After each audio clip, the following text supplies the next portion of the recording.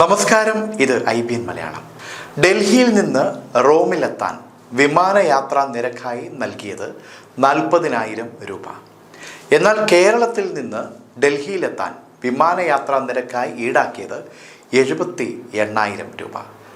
ഈ വൻ നിരക്ക് വർധന എന്തിൻ്റെ അടിസ്ഥാനത്തിലാണെന്ന് മനസ്സിലാകുന്നില്ലെന്ന് ഹാരിസ് ബീരാൻ MP. രാജ്യസഭയിൽ ഇത് സംബന്ധിച്ച് പ്രതിപക്ഷ MPമാർ പ്രതിഷേധം രേഖപ്പെടുത്തി.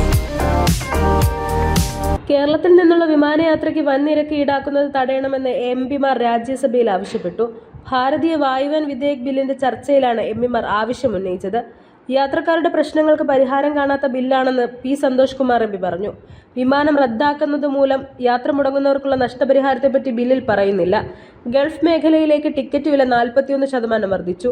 ടിക്കറ്റ് നിരക്ക് നിയന്ത്രിക്കുന്നതിൽ സർക്കാരിന് പങ്കില്ലെന്നാണ് പറയുന്നത്. രാജ്യസഭയിൽ പങ്കെടുക്കാൻ തിരുവനന്തപുരത്ത് നിന്ന് ഡൽഹിയിലേക്ക് വിമാന ടിക്കറ്റിന് തനിക്ക് 78,000 രൂപ നൽകേണ്ടി വന്നുവെന്ന് ഹാരിസ് ബീരാൻ MP പറഞ്ഞു. ഇത് കുറ്റകൃത്യമാണ്. ഡൽഹിയിൽ നിന്ന് റോമിലേക്ക് 40,000 രൂപ മാത്രമേ വേണ്ടി വന്നുള്ളൂ. അവധിക്കാലത്ത് ഗൾഫ് യാത്രക്കാരെ കൊള്ളയടിക്കുകയാണ്. 75,000 രൂപ വരെയാകും ടിക്കറ്റ് നിരക്ക്.